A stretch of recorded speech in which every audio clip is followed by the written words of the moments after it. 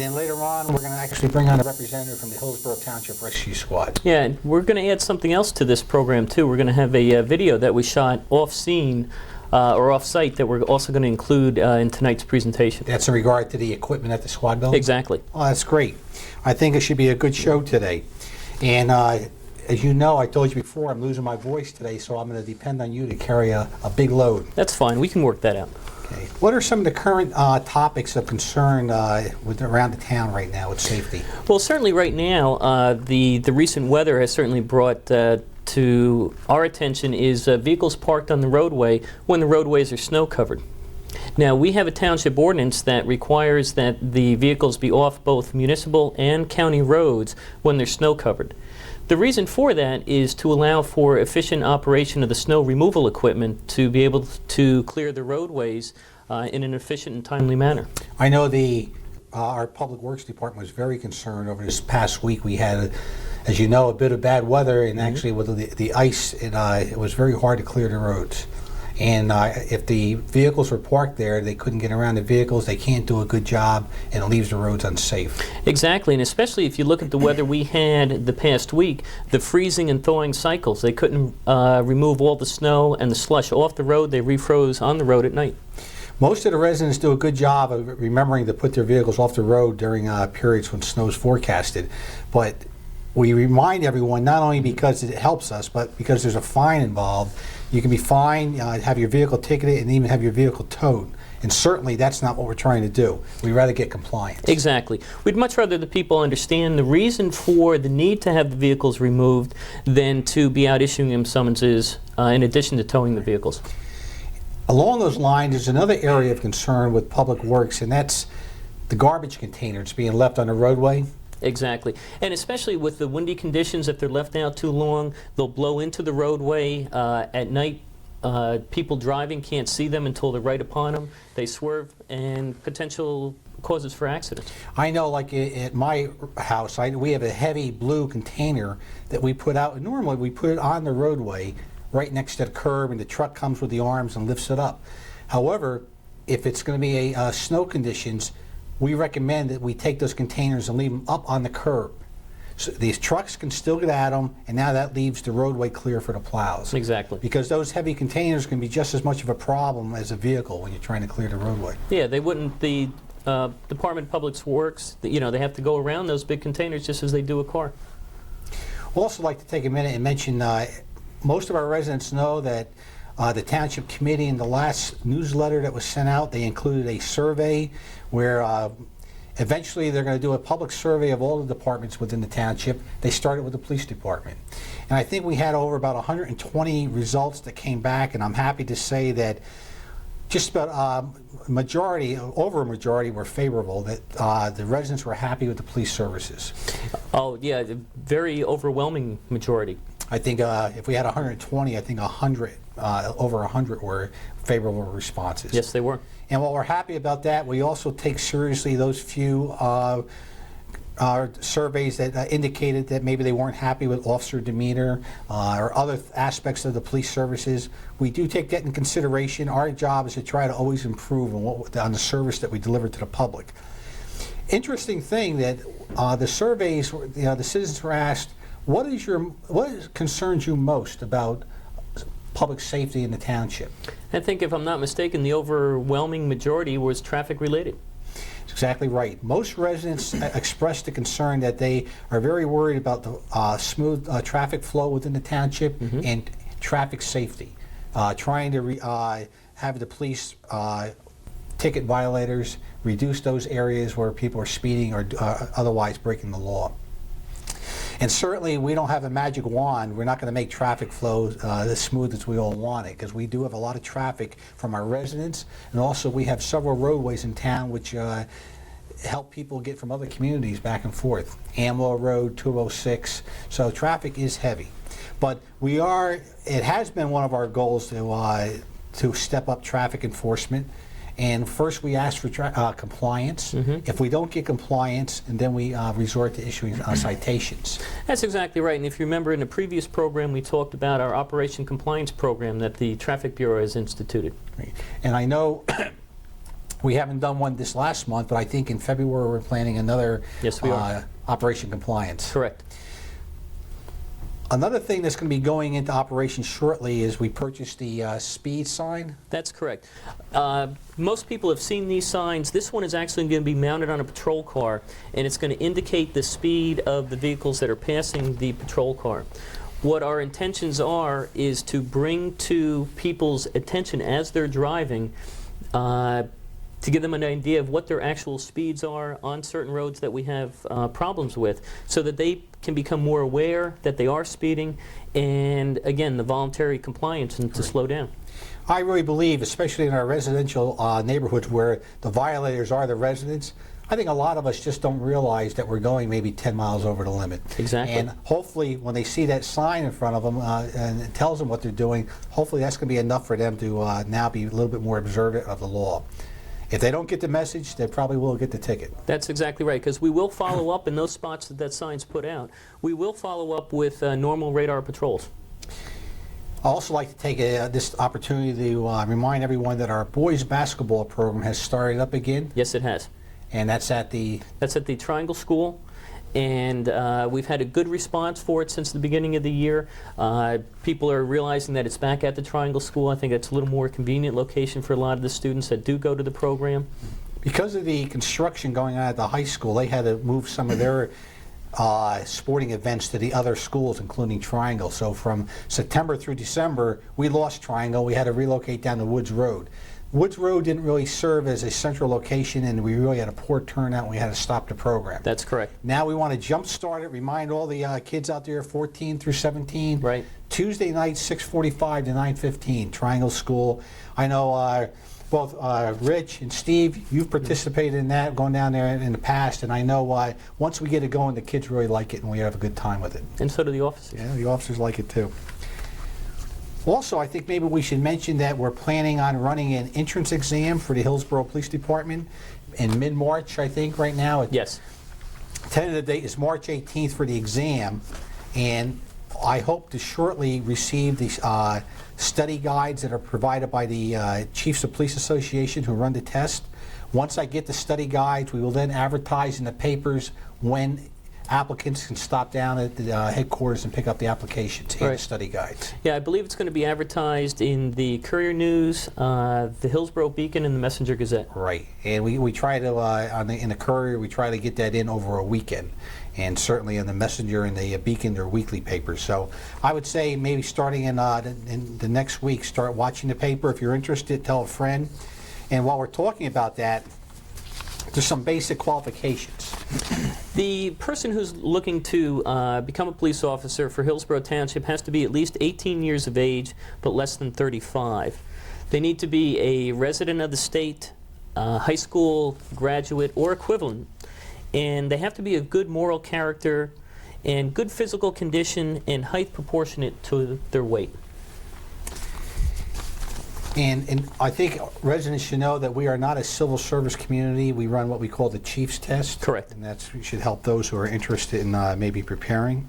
Some of the things that go into the application process are first the written exam. Right. That is the Chiefs Test that you just mentioned. Then there's a physical agility test. There's an oral interview. There's also a character and background investigation that is quite extensive.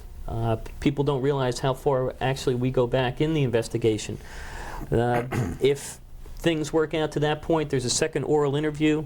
There's also a psychological examination. Certainly a physical examination, including a stress test. And if you get up to that point and everything is favorable, there'll also be a drug screening. Yes, every applicant has to sign off that they are willing to participate in the drug screening. Mm-hmm. All right, well, again, for those residents interested, watch the papers in the next week or so, and we will be advertising. Mm-hmm. All right, well, we're going to start off tonight with Officer Rich Sellidge. Rich, why don't you start off and maybe just give our viewers a little background about your personal life? Personal life, I've been an officer here for 9 years, in my 9th year now. Pretty much I go to work, and then when I go home, I got a big family. My wife, married for 10 years.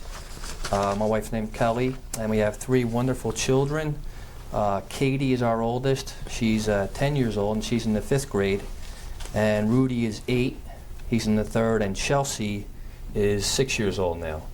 So when we start talking about DARE, things like that, and Lieutenant, you have young kids too, I'm very fortunate, before I even go into the classes, that I have kids similar in age. But I work, go home, and I'm a taxi driver. So right now it's Taekwondo. They do Taekwondo in Hillsborough, and I didn't say that, but we live in Reddington Township. It's about 15 minutes away, and we're very big on that, and the kids like it. We're big on, we don't care what you do, but we just don't want them sitting home watching TV. We want to keep them active. So they do, right now they're doing Taekwondo. They do very well in that. And my two girls especially in Taekwondo. My son just got done football, and my two daughters were cheerleaders. And in the spring and summer they play softball and baseball. So. And I know we're going to be talking about your involvement in the DARE program in a little bit. Do you think the fact that your kids are very similar to the age of the kids in the DARE program, that helps you relate to the kids that you teach the DARE? Yes.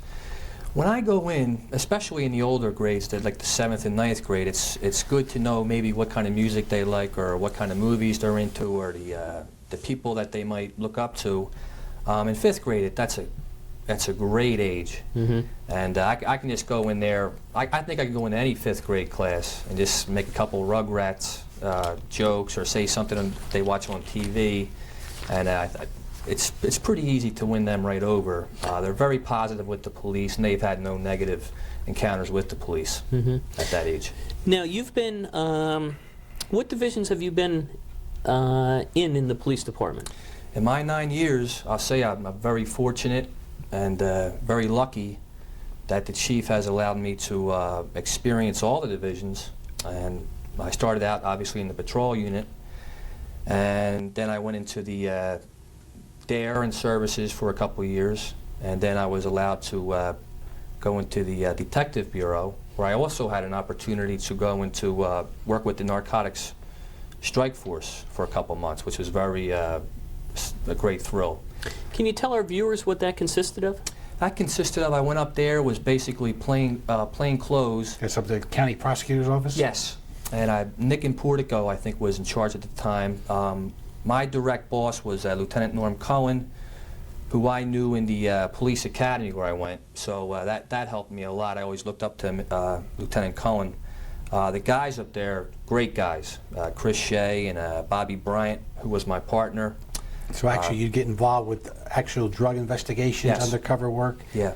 Pretty much what we did is, depending on what kind of information came in, we would take the information and basically we start doing surveillance and things like that. If enough information, or we had enough evidence to go and get a search warrant, then we would go ahead and do that. And what was nice about that is the valuable experience that you gained there for the 3 months that you were there, you were able to bring back to our department itself. Right. Just the one downfall with that, though, is just the hours with that was, you know, we did one raid, we did several raids, in fact, the morning of 4th of July, 2 years ago now, I think it was. And that was tough, kind of tough on the family, working those hours where you flex shift, I guess. Well, I think Great experience, though. They always say that drug work really basically a young man's game. Some people just have a knack for it and they like it and they'll do it for years, but most officers, this is like a short-term assignment. But I was, when I went up there, Chief, I was welcomed. Everybody was very professional, took me right in, no problems, and it was just a great experience. And I know your current assignment now is with the Services Division, both as a DARE officer and a Bike Patrol officer. Can you tell, again, the viewers, what grade do you teach for the DARE program? In the DARE program, currently I'm doing, you're allowing me to do one fifth grade. I do one fifth grade a semester, which I like very much. Then basically the bulk of my assignments with the middle school in the 7th grade, it's very different. It's more challenging in the 7th grade. They're going through that age. The peer pressure, as far as I'm concerned, is pretty much at its peak there. It's just, but I'll go in there and, you know, if you well guided or properly timed donut jokes and this, the same kind of thing. I get a couple smiles, and then it gets better from there. So, Does it help if you've had the 5th graders now in the 7th grade? Does that help? tremendously. That's why when I came back from the Detective Bureau into services, I was assigned just to do the middle school. I then requested that maybe could I maybe just do one school a semester in the 5th grade, because it helps a tremendous amount, especially some of the kids, a handful of kids. I've always found that I get very close with, and when they get up into the 7th grade, if after class they might be talking about the officer in the class, and they say, I had him in 5th grade. He's a good guy. You'll see. And Yeah. The that continuity. helps. Yes. The continuity Yep. certainly helps. And I also know that you follow this up, that you spend a lot of time in the high school too. Yes. And we're not currently running a high school there right now, correct? Correct. But you're in there and you have the contacts, and you developed, I know one good program you developed recently. They have a new weight room down by the football field. Yes. And my understanding is every day of the week from like 3 to 5, the general population of the school can go in and use that equipment. Other times the athletes are in there, but from 3 to 5, they have just the average kids going in there and using the weights. Yes. And you came up with a program where, why don't you tell us about that?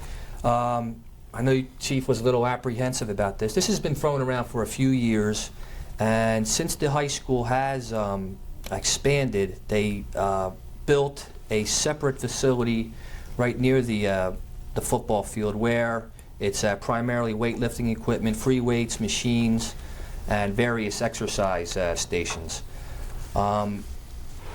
Being I have three children, I work a lot of side jobs at the schools, so I have a lot of contact with various faculty in the schools, and plus being a DARE officer. But Rocky Forte, the athletic director at the high school, approached me as well as Tony Rodano, and just inquired about, they enjoy having the officers over at the high school. They made it a point that they like the bike patrol when the weather's nice, to be over before school and after school at the high school on the bikes. And if there was anything else that we could do, maybe to just, to kind of mesh in over there with the student population. Basically what this new fitness program consists of is it's geared for the patrol officers. The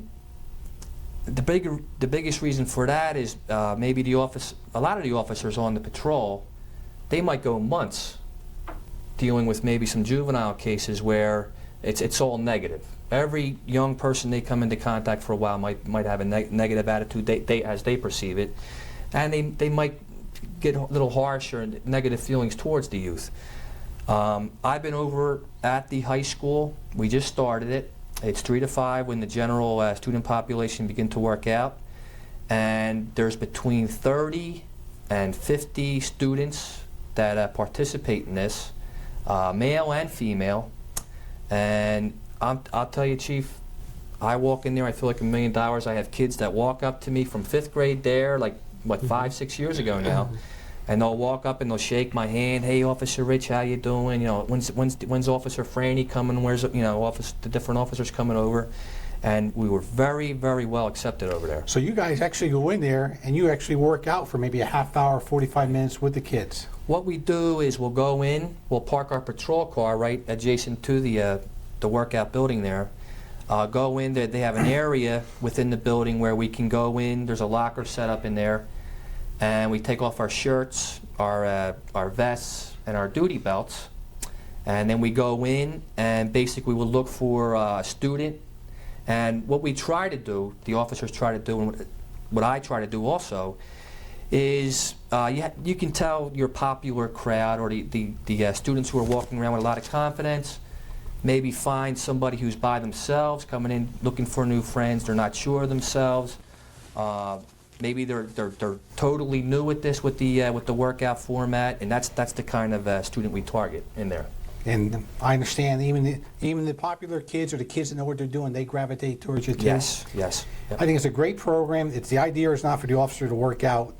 The working out is a light workout that serves as a vehicle to help them build a rapport with the kids. Right, Chief. Basically, this program is for the kids, interested students, freshmen and sophomores pretty much, who just now have an interest or just starting out in its basic exercises. Well, I want to thank you for coming up with that, because our goal is to try to maintain a positive possible relationship with all the kids as they go through the school.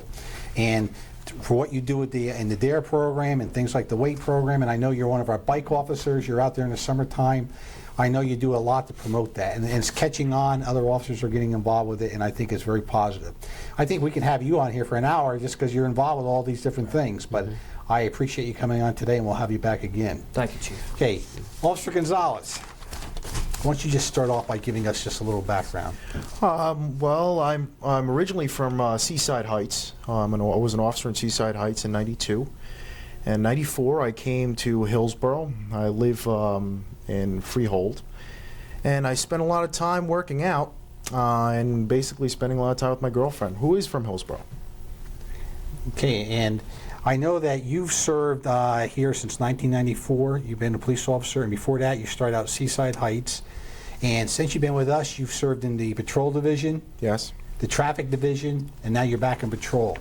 Yes. And you've had some unique experiences. To say the least.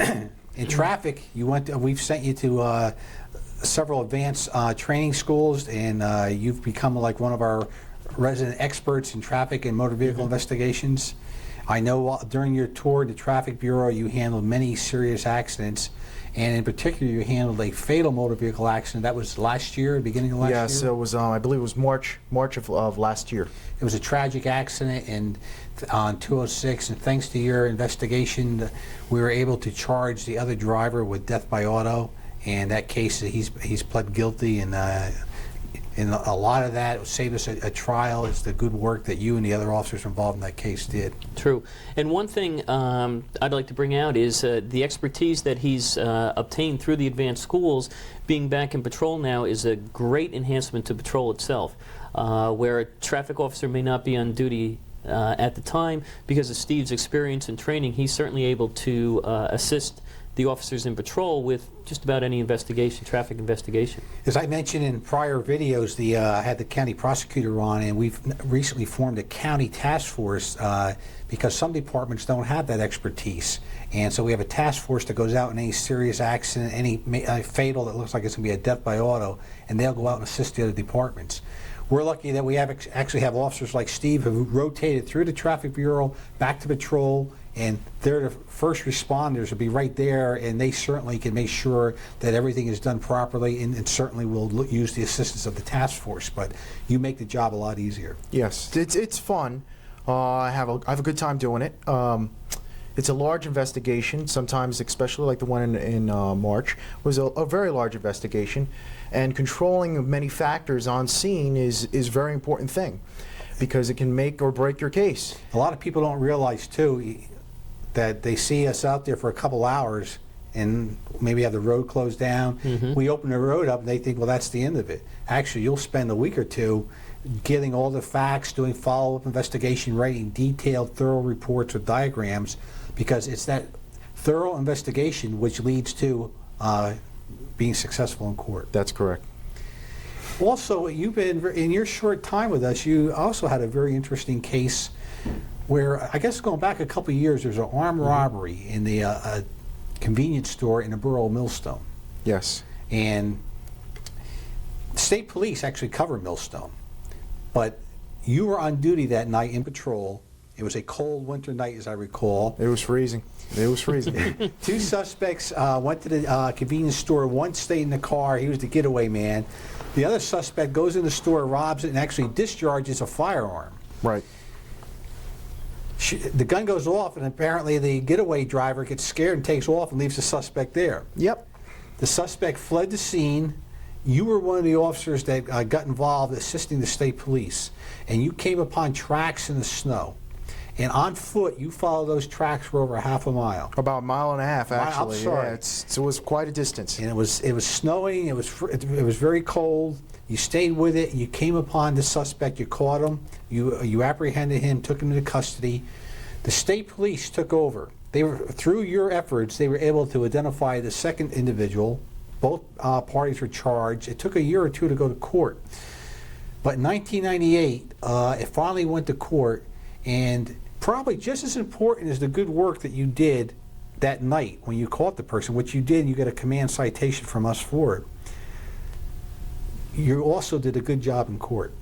And thanks to your efforts, both one individual pled guilty, the other one pled not guilty, and thanks in large part to your testimony, there was a guilty verdict, and both individuals were properly taken care of.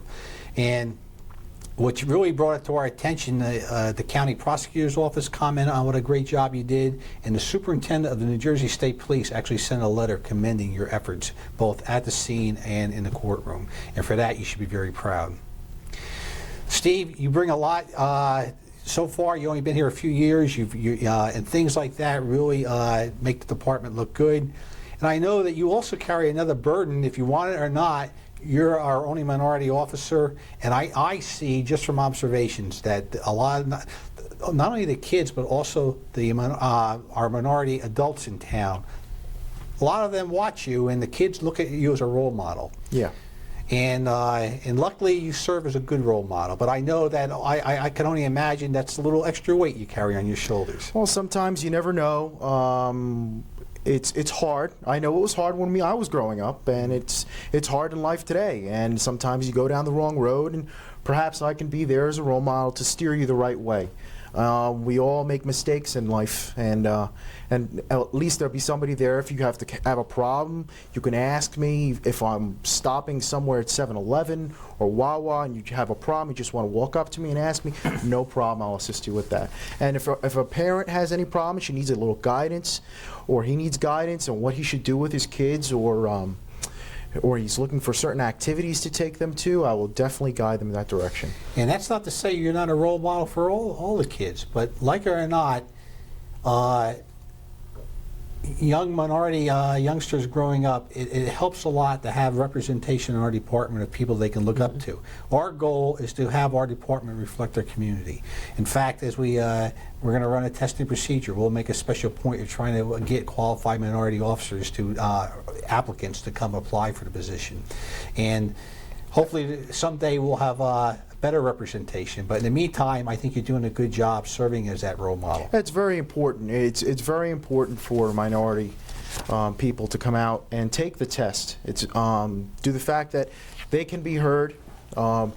It's not just a singular department. You can come here and you can get a fair shake, and it's very important to have the opportunity to do something like that. I totally agree. Let me ask you this. You've done a little traffic, you've been in patrol. What would you like to do down the road? I'd like to go possibly to a police academy and teach at a police academy. I've seen some aspects of investigation and being in traffic. I've seen some aspects of patrol. I enjoy being in dealing with the public, and perhaps training some new officers coming on. You never know. And I don't know what the future is going to hold for me. Maybe the Detective Bureau, maybe back to traffic. Who knows? Well, only time will tell. Many doors are open there, and we'll see how it works out. And hopefully we'll have both of you officers back in the future just to see what is going on. But right now I want to thank you both, number one, for coming on, and number two, for doing the good job that you've been doing. Thank you very much. Thanks, Chief. What we're going to do right now is take a short break, and then we'll come back with a representative from the Hillsborough Township Rescue Squad.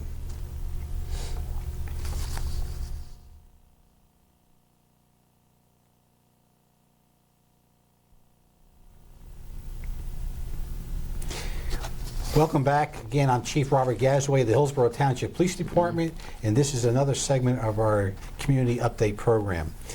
In this section, Lieutenant Murphy, we're going to interview Mr. Buzz Freed, who's a member of the Hillsborough Township Rescue Squad, and during 1998, he served as chief of the squad. Buzz, thank you for coming out today. You're welcome. Great to be here.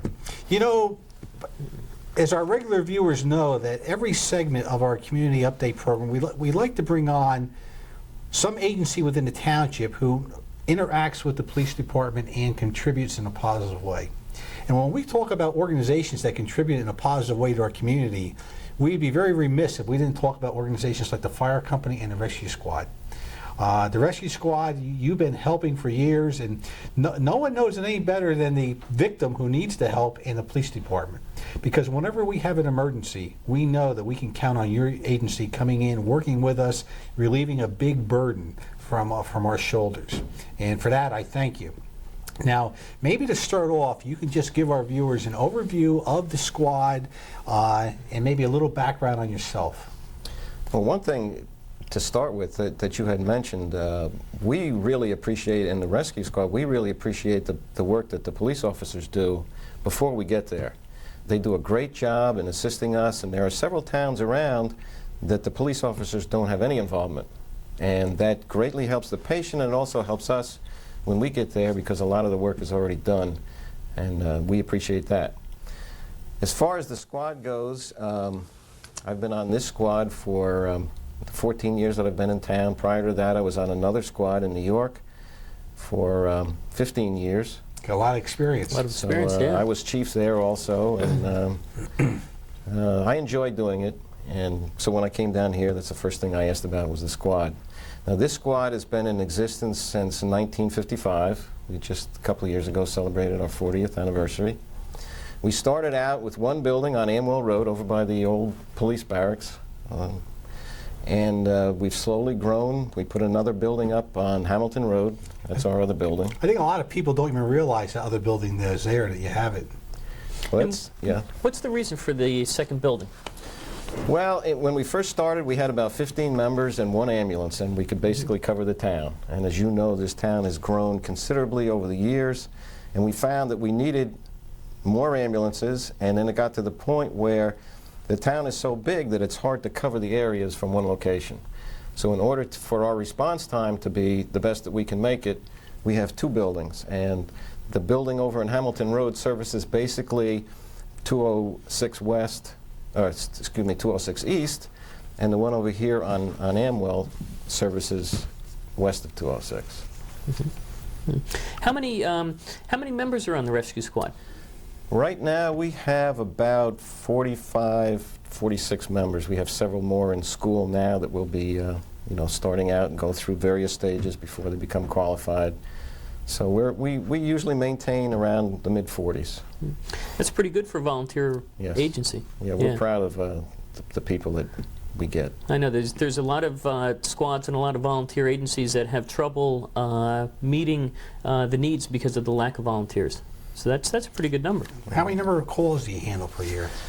We do about 2,100, about half in the day and half in the evening. What type of calls might they be? Oh, you name it, and we do it. We have people. We get calls. We had one the other day. A woman fell off the roof. She was trying to chop ice off the roof. We get calls.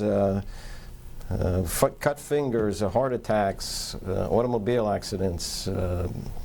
You name it. Some people call for the weirdest reasons. We had a call, an unusual one, and some little kid had a Lego up his nose.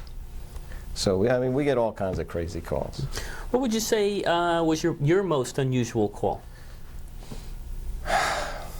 Probably the delivery that I had. I've been over 26 years. I've been on a lot of calls, but the most rewarding was probably the delivery that we had about 10 o'clock at night. We got a call, woman in labor, and I helped in the delivery. That was probably the most satisfying. Satisfying? Yeah, very rewarding. Yeah. What else, what other activities is the squad involved with? We do standbys for the school activities, a lot of town standbys, Oktoberfest, for example, 4th of July. I know you're a big help to us.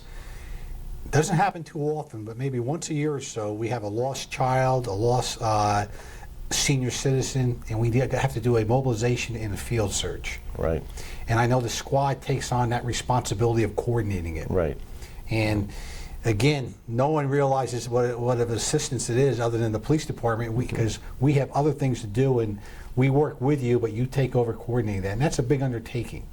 It is. It's as you know, there's a big town and there's a lot of wooded areas, right. And sometimes it's trying to maintain some type of organization and some type of controlled search pattern takes a little training and a little work.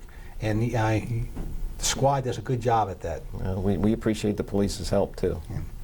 And I know that you also provide training for the public. Yes, we not only give tours of the building for Cub Scouts, Boy Scouts, Girl Scouts, and so forth, but we also have classes for CPR and first aid. We teach at the building. The general public is welcome to that. A lot of babysitters. We have a babysitter course. Young kids that want to become babysitters and be proficient take a course so that in case there's an accident, while they're babysitting, they have training. It's a great idea. Excellent idea. Is there a phone number if there's any babysitters out there, prospective babysitters that might be interested? How should they get a hold of the squad? Well, the general squad number is 369-8981, and you get a recorded message, and it will direct you to the proper extension to get hold of. And that main number again is? 369-8981. Now, say there's a member of the audience that would be interested in becoming a member of the squad. What type of commitment would they look for? Okay, all squad members eventually have to become EMTs. That level of training is initially about 130 hours of schooling, which we pay for. We supply all your education and your equipment, your uniforms, and everything else that's necessary.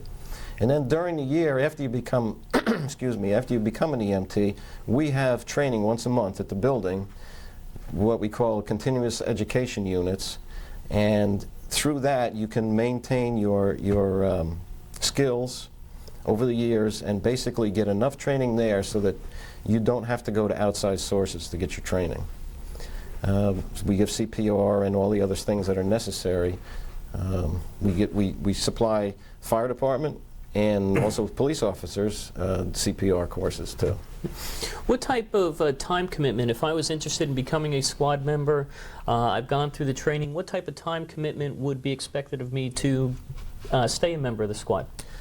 Well, everybody that's a squad member gets assigned a certain night during the week, whether it's a Monday through Friday and Sunday. Saturday is the off night. And every 6th Saturday, it's your turn to cover Saturday. Your time would be from 6 in the evening to 6 o'clock in the morning. That's the time the volunteers work. And basically, you just have to be within reporting distance of the building. You don't have to stay at the building. You get a little pager, and the police department dispatches us to a call, and you just have to be within range of that pager to respond in a reasonable period of time.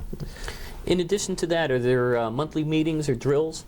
Yeah, as I mentioned before, we have a drill once a month, and also we have a monthly meeting. Now, we also have additional training, and we encourage our members to get additional training, which we pay for. If there's special courses that they like, for example, search and rescue or heavy rescue, water rescue, things like that, and we provide that. And we also just have some extra times during the month that we just get together and cut up some cars or do some special training. And hands-on training. Hands-on training. Very good. If we have any residents who maybe were whetting their appetite and maybe they're interested in looking into becoming a member, the best thing to do is call that main number? Yes, you call the main number and it will direct you to which extension, and they'll give you all the information that you need. And that number again is 369? 369-8981. Good. Another project or training that's recently come up, Chief, that you're fully aware of is the defibrillator training. One of the things that we did, the police department and the rescue squad, is we looked into purchasing defibrillators to be used in the police cars. And in cooperation with the rescue squad, we did the research on it together. And we have, as you know, we've purchased 2 units for the police department that is compatible with what the rescue squad is carrying. I think by the end of this year we want to have 5 units. Correct. And the police many times are the first units on the scene, and I think we can be a big help in assisting you and certainly the patient by getting that started right away. And by having the same type of unit that you're going to use, if we have an officer who's not qualified, at least we'll have the unit there, and the squad member arriving at the scene from their home can start in with the defibrillator. As a matter of fact, on Friday, this past Friday, we had a call dispatched as an elderly gentleman having a heart attack, and within a minute there was a police officer on scene stating that she was starting CPR, and then I heard the defibrillator unit arrived on scene. So there's a case where within the first month of having these units, it's already come into play. So I think it's going to be a big help, because the first 4 minutes are really critical, and you guys are really good in responding to scenes. And Well, you know, it's a big undertaking for us because we have, just like the squad and the fire company, we have many, many hours of mandatory training. And I think we're looking at, it takes about a week's worth of training, 40 hours. 'Cause 40 we have to hours. get the first responder training in, plus the actual defibrillator. But it's well worth it. We hope that, right now we're in the process of doing about, what, 12 officers right now? Actually, by the end of March, we will have the majority of patrol officers trained. Great. That's great. So hopefully, not only will we have the unit there, but we'll also have trained personnel to go with it. And I think that's going to work well, and we thank the squad for all their help in helping us research and coming up with the Exactly. right unit to buy. well, again, it's for the people. It's for the public, Right. and you guys help, and we help, and that's the name of the game, is teamwork. You know, us old timers, we always call your rescue truck, we call it the crash truck. Right. That's what it started out as, and you now have a rescue truck, which in a minute we're going to show a film clip on that. But you know, I'm not a first responder anymore, but as I always try to come out to the serious accidents, and I am amazed at what your personnel can do for people that are trapped in vehicles. I've seen you with your inflatable devices lift the vehicle up off the ground, and every time I see it, I'm just amazed at how skilled you are with it. And maybe what we can do now is just cut off, take a break, and we'll show that film clip. Yes, we've actually done an off-site, like I mentioned before, video of the crash truck and just some of its capabilities. Right, I've seen it, and I think that you, along with Officer Ted Lewis, did a great job in Yes, they filming did. that. And we're broaching new territory here today. We'll see if we can splice this in and do a nice job editing that so we can have it as one unit. So let's take a break now, and we'll take a look at that film clip. Demonstration on the rescue truck and some of the equipment involved. We have Sergeant Barrigan and Jimmy Vacca here to give you the demonstration and go over a little bit about how everything works. Some of the equipment that you're going to see today is purchased through donations from the Fire Commissioner's office. And with that, we'll let Rennie and Jim do their thing and go over when we use the truck, major accident scenes, and so forth, and they'll demonstrate the equipment. It's all yours, Paolo. Okay, mostly all accident scenes or rescue operations that we run. This is pretty much an overview of the general tools that we'll use on average. Any rescue starts with safety first. And for that, a major part of it is stabilization of either the vehicle or the structure that we're trying to pull a victim away from. Some of our stabilization tools are right here in the front row. Most of it are just simple lumber, 2x4s, 4x4s, step chocks. And what they do is they stabilize the vehicle to make it safer, not only for the victim inside, but for the rescuers going in. Step chocks are used primarily on auto accidents, stabilize vehicles either on their side or still standing upright to minimize movement and minimize injuries that could be done on the patient later on. We have heavy-duty jacks that can also stabilize vehicles. And we have some of these airbags right here that operate out of compressed air out of regular firefighter bottles. And basically what they do with this control is they expand and they can fill voids and gaps in cars that are rocking because they're on their side or on their roofs. Also, as well as people that might have been trapped under a car while working under them and the jack failed. So we can use this basically as a jack. This bag is only a couple inches, maybe an inch thick, and this will raise to several inches, and it's rated for different capacities of lift depending on their size. After we have the vehicle stabilized, the next part of the rescue effort is to gain access to the patient, whether it's through a windshield or a window in the glass in the car, and then it's to actually stabilize the patient himself. So stabilize the car, now we go actually to the patient rescue efforts. And this is where most of the EMS and EMTs that we have here come into place. And they have some equipment, and Jim will explain to you a little bit more about that. The basic thing is after the car is stabilized, what we want to do is we want to then stabilize the patient, keep them from moving, assess their injuries, and decide what we need to do for that patient to get them out of the car. While we're inside the car working on the patient, Rennie will explain later what the equipment is on the outside of the car. It's going to make most of the effort, the noise. What we're going to do is we use a collar here to immobilize the neck. It goes around the neck, keeps the head from moving in case there's any neck or back injuries. And then we either use another piece of equipment called a KED, which will slide behind the back and immobilize you from your waist to your top of your head. And eventually you end up on this board here, which is called a backboard. The backboard immobilizes you from head to toe, and if there's any injuries, you're immobilized, and we'll be able to assess that and move on from there. We'd be able to decide if you needed ALS, which is the Advanced Life Support from the hospital, which is our paramedics. If they needed to be called, which they probably already were before we get there, we'll be able to let them have access to you at the same time. We'll go back to Rennie, and then he'll explain by inside the car, assessing the patient, taking care of the person, what's going to happen on the outside of the car. Okay, after patient contact's actually been established and EMS is doing their part of the job, which is taking vital signs, making sure the patient is in good shape and stabilizing the patient, giving him oxygen, another medications, the paramedics will be there. The rescue workers on the outside of the car will be using a great array of equipment to gain access to the patient. If the doors are not easily open manually, then we'll have to use power tools to do that. And to do that, we have what they call Hurst tools, which are oil-operated, high-pressure oil-operated equipment, which basically consists of spreaders like this right here, and these have a capacity of 27 inches of spread. We have cutters, heavy-duty cutters, which are these right here. And these are actually capable of cutting any piece of metal that's found in the car. The posts around your windshield, doors, door hinges, that sort of thing. And we also have this neat little tool, which is a combination tool, or a Maverick tool. And what this does is not only spreads, like that tool right there, but it also cuts. It's basically a big pair of scissors, and this can also handle most metals in the car. All these tools are operated with a power unit right here, which can be either gas or electric.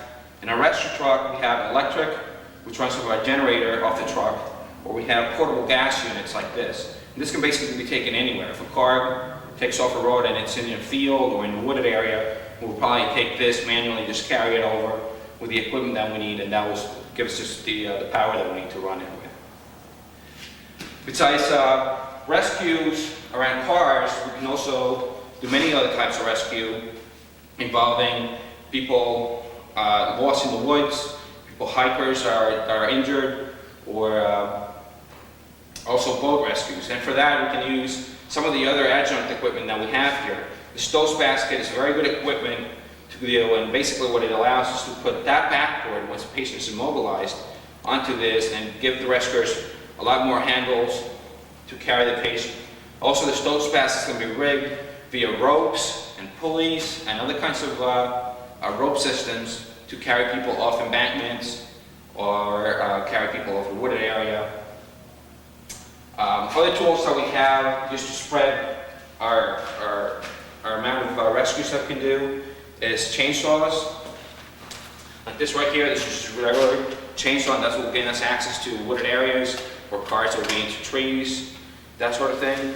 We also have portable come-alongs, like these right here, and these operate with chains. We also have an electric winch, which is basically just an electric version of this, with much more power, and that operates with our rescue truck. If we want to move outside for a minute, we'll show you the light bar in our truck, which basically provides a daylight view of our accident scenes at night, and then we can move inside and show you some of our operations inside of the truck.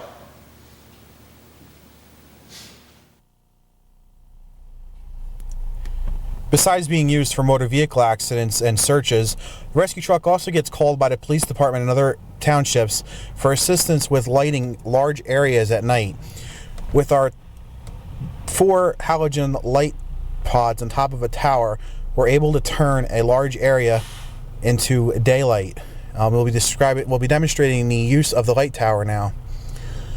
The rescue truck gets called out of the township. It's used in the township. All the funds came from the fire commissioners, as the chief described.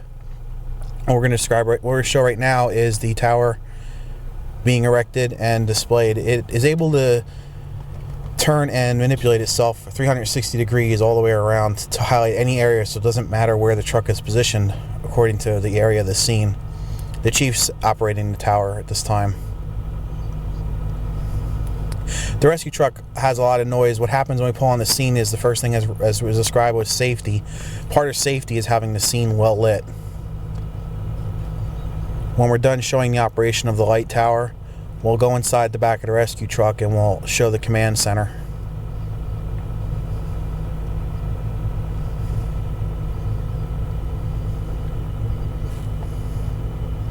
The light tower goes approximately 30 feet in the air, and it rotates as being described right now.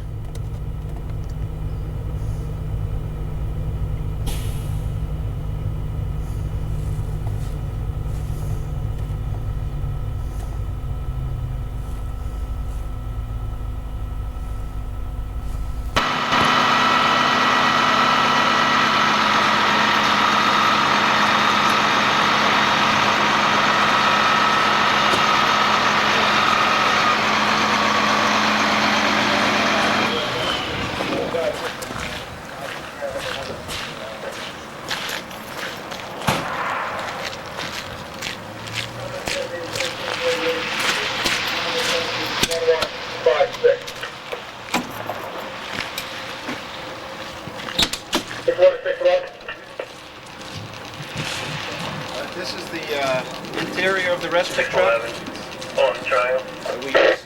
Okay, we're going to have a signal 12 happen sometime over the last couple of days. 900 K, Merritt Drive.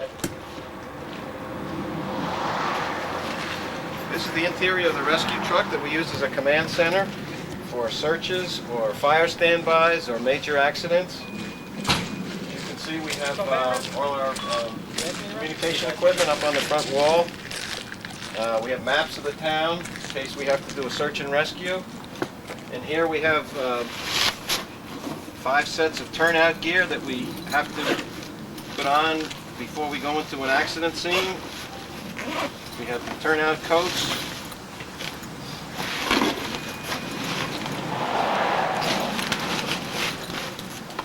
Regular turnout gear with bunker pants and so forth, with boots. Make sure everybody's properly equipped before they go into a scene.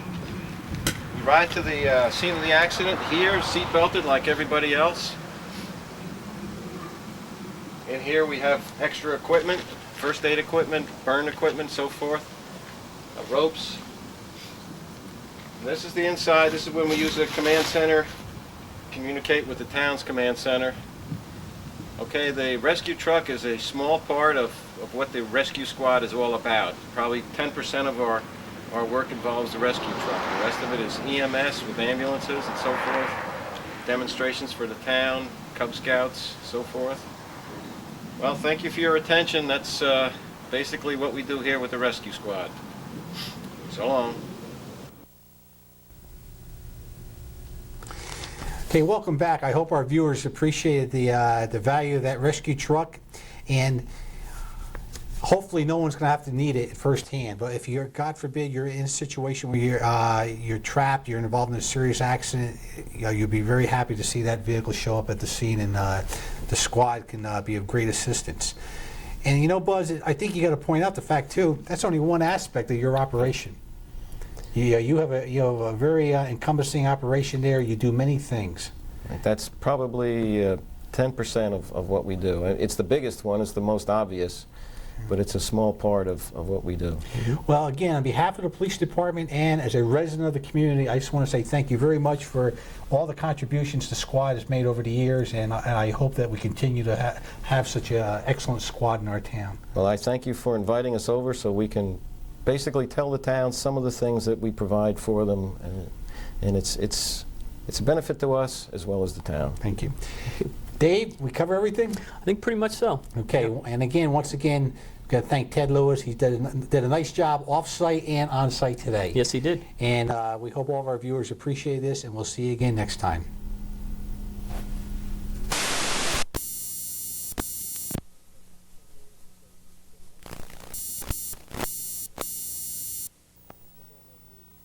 And we'll see you again next time.